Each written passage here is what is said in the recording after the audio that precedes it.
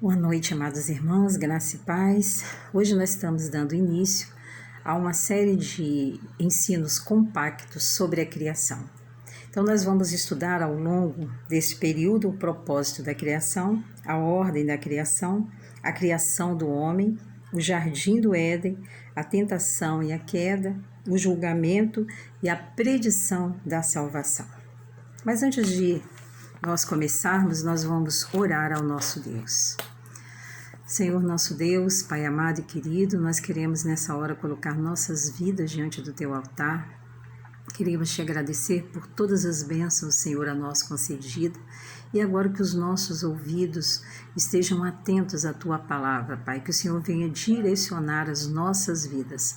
Nós oramos assim, no nome santo do Senhor Jesus. Amém e amém. Bom, amados, nós vamos fazer uma pequena introdução e depois entramos no tema do nosso estudo de hoje.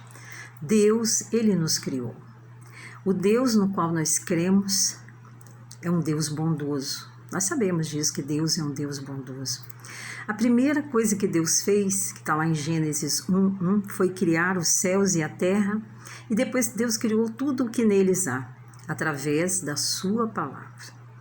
Após completar a criação de todas as coisas, Deus fez o homem para dominar sobre tudo aquilo que Deus havia criado. O propósito de Deus em criar o homem era o de ter comunhão com Ele e receber glória. Para cumprir esse propósito, Deus estabeleceu o Jardim do Éden, um lugar lindo, um lugar abençoado, onde o homem podia viver e encontrar-se com Deus. Tanto é que em Gênesis, logo no início, fala que ao cair da tarde, Deus aparecia chamava por Adão para conversar com ele. A única coisa que o homem tinha que fazer neste lugar era ser feliz, receber as bênçãos concedidas por Deus. Mas nós sabemos e ser agradecido, por essa bênção que Deus havia lhe dado, de ter um lugar tão lindo para morar. Mas nós sabemos que o primeiro homem, Adão, juntamente com a sua esposa Eva, transgrediram, rendendo-se à tentação de Satanás, através da serpente. Bom, depois que isso aconteceu, o homem foi julgado por Deus e expulso do jardim, caindo infelizmente sob a maldição da morte. Mas Deus providenciou um plano redentor. Como nosso Deus é um Deus amoroso, através de Jesus Cristo, nós que éramos pecadores, que somos pecadores e que seríamos condenados para sempre e destinados a sofrer impotentes no abismo da condenação eterna, vamos ganhar, através de Cristo, o direito de ter outra vez comunhão com o nosso Deus. Bom, qual é o propósito da criação? É o que nós vamos estudar hoje. Para isso, nós vamos abrir a palavra de Deus em 1 Coríntios 10, dos versículos 31 a 33, que diz assim: Portanto, quer comais, quer bebais, ou façais outra coisa qualquer, fazei tudo para a glória de Deus. Não vos torneis causa de tropeço, nem para judeus, nem para gentios, nem para a igreja de Deus. Como também eu, em tudo agrado a todos, não buscando o meu próprio proveito, mas o de muitos, para que assim se possam salvar. Bom, gente, quando nós lemos lá, no princípio, que Deus criou o céu e a terra, e após Ele ter criado todas as coisas por meio da sua palavra, Deus então criou os seres humanos, para cuidar de todas as coisas que Ele havia criado. Bom, os evolucionistas, eles negam a ideia da criação por Deus, mas hoje as pessoas nem dão tanta importância à falácia da teoria, da evolução. Aquela teoria, de que nós vamos evoluindo, que nascemos do macaco e vamos indo. Então as pessoas hoje não dão mais tanta importância a isso. Mas olha o que diz a palavra de Deus em Romanos 1:20.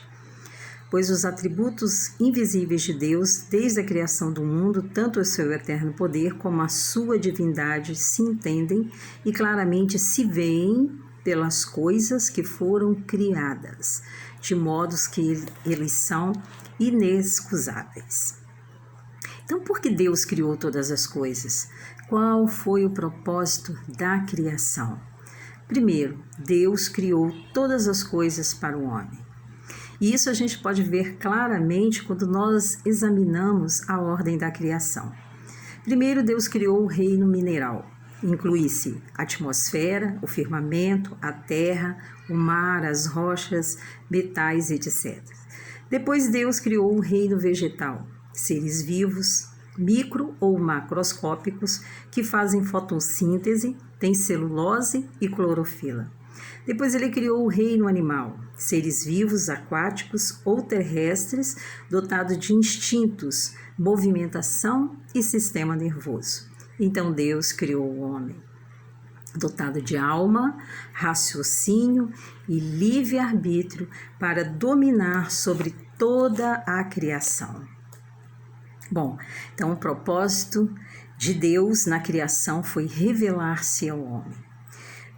E Deus lhe deu um mundo lindo para que nós pudéssemos usufruir e dominá-lo. Então, após Deus ter criado o mundo, Deus proveu especialmente para o homem o jardim do Éden, onde não havia ruína, sofrimento, carência, porque não havia pecado, mas havia ali saúde e paz.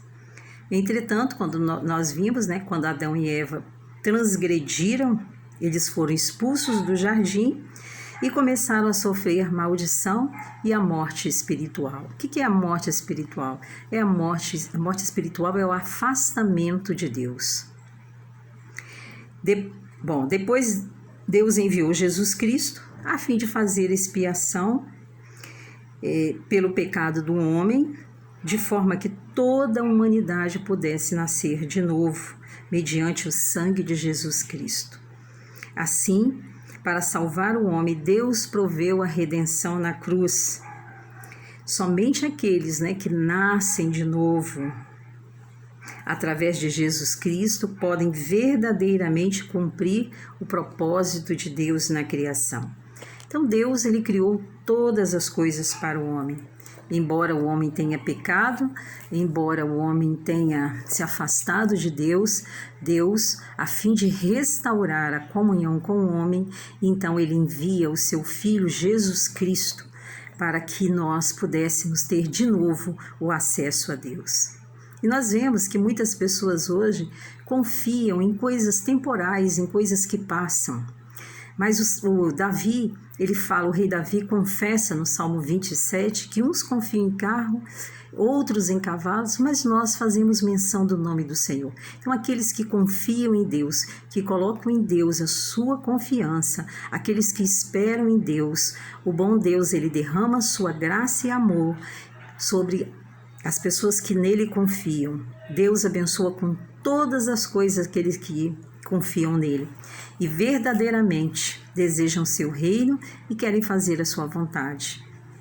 Que não basta só dizer, nós precisamos obedecer, não ser desobediente como foi Adão e Eva, mas nós temos que obedecer aos mandamentos do Senhor nosso Deus.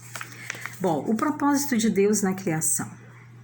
Hoje as pessoas, principalmente as pessoas descrentes de meia idade, elas já viveram metade dos seus dias e elas correram atrás de muitas coisas, mas aí elas se veem na metade de suas vidas tomadas pelo temor, pela dúvida e muitas vezes pela desesperança, porque não conseguem saber qual o significado de suas vidas. Lutaram dia e noite para conseguir todas as coisas que desejavam, mas continuam sentindo um enorme vazio dentro do seu íntimo. E perguntam qual é, afinal, o verdadeiro significado da vida. Então, a palavra de Deus, ela é bem clara, quando diz que o homem, quando ele pecou, ele se afastou de Deus. O que nós precisamos hoje é nos encontrar de novo com Deus. Então, o propósito da nossa vida é estar sempre ao lado do nosso Deus.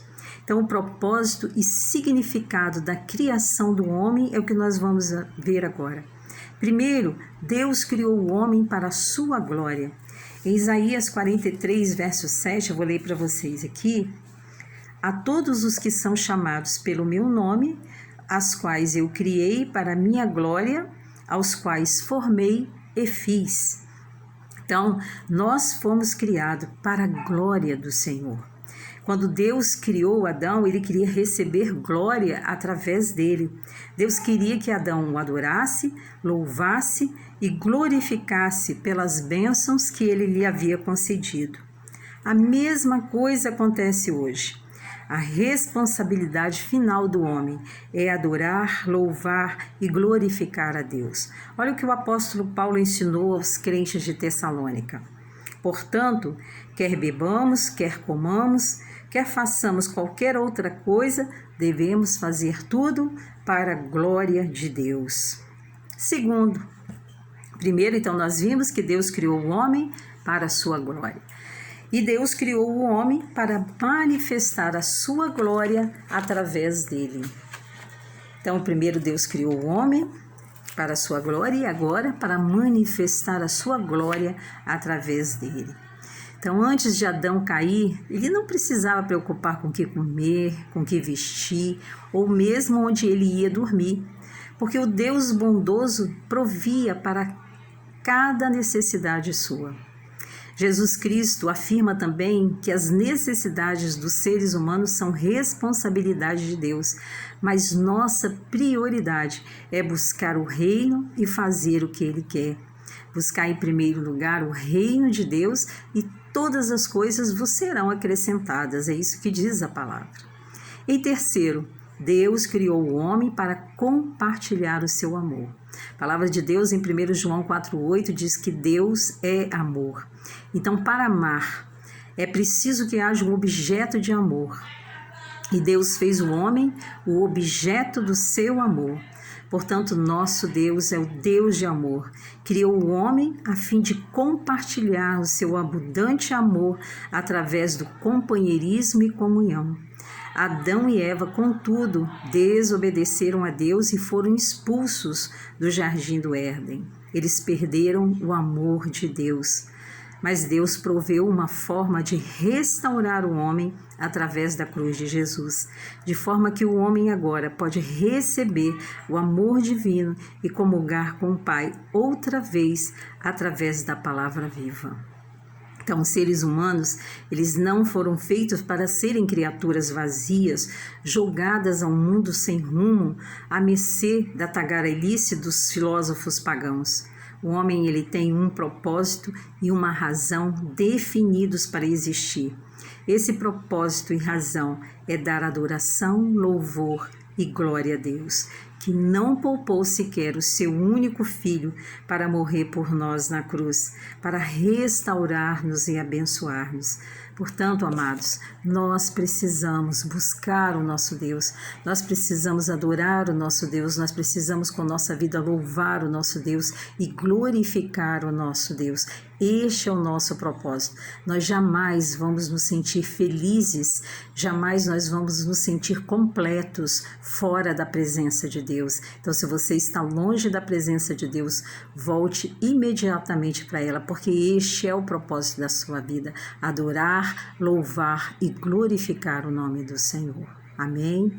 Eu desejo para todos vocês uma boa noite, que Deus fique com cada um de vocês.